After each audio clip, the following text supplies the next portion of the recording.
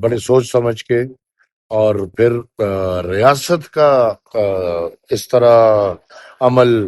اور اتنا چھوٹا فعل، میں سمجھتا ہوں کہ یہ قابل مذمت ہے، اور دونوں طرف آج ان لوگوں کی ضرورت ہے